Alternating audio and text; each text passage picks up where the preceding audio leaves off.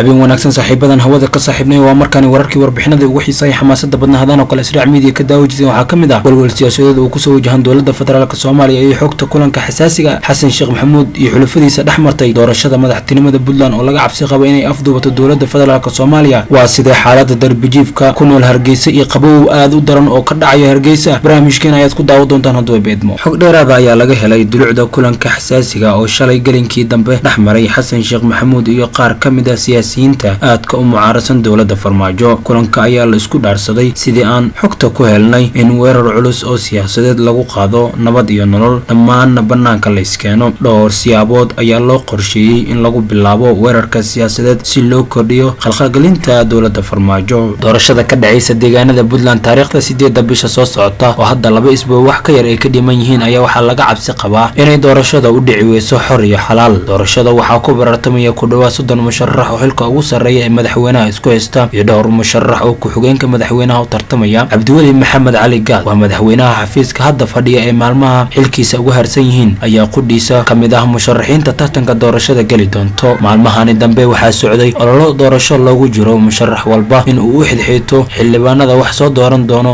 adag baan ku koray dalyeel hooyana ma helin dadaal abna ma arag taliyo xidid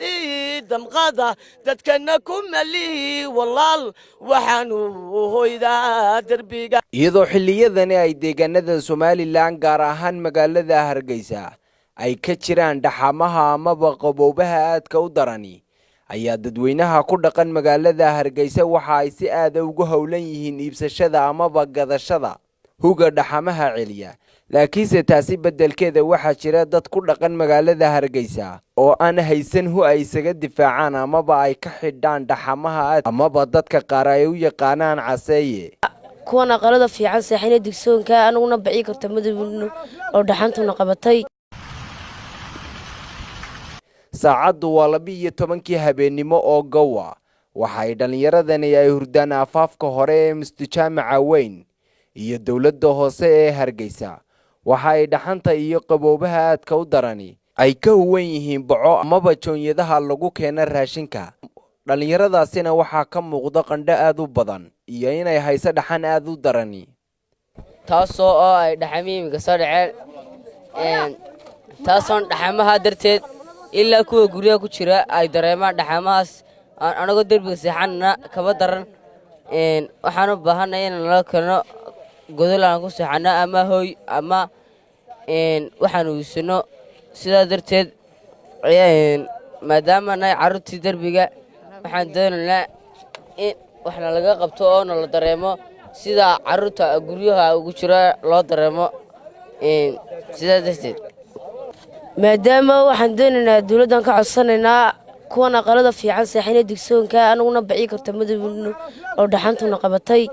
digsoonkaana dabajiifkaanahay aan hudhalada ka hambaysanayno waxaan doonaynaa markaana na caawiyo oo wax fiican la siiyo oo dhar iyo kabal la siiyo amba madrasada amba meel amba boarding la yiraahdo amba wuxuu ugu daro darbajiif waasano meelaas iska dawrsanaa waxaan halana xabag baan siisanaa intaan halana kabiyo dhar baan siisanaa marka hambooyinkii meelaas ka hambaysanaa biciye karta manona seexana kuwa kalena hooyadeen iyo abeena meelahan iyo dan malo aqalada digsoon ku ay hurdaan qaar bay hooyada ka dhimatay qaarna hooyadu nooshay qaarna aboodu ka kala tageen hooyada aboo kala tageen qaar baa bilaaba qaar baa bilawaya qaar baa oogamiina qaar baa ugu dhex jira marka waxaan doonaynaa in wax loo qabto ilaa wax loo qabtan doonaya oo body kale lagu celiyo aynu doonaa waxaan barano kale waxaad nooga warantaa xilligan waxa lagu jira xilli dhaxameedya halkii ayaad bal seexataa nooga waran anagu waxaan seexanaa xagga mustajaamaca sidaa darteed waxaan ku hubsanaa anagu waxaan hubsanaa ma haysano waxaan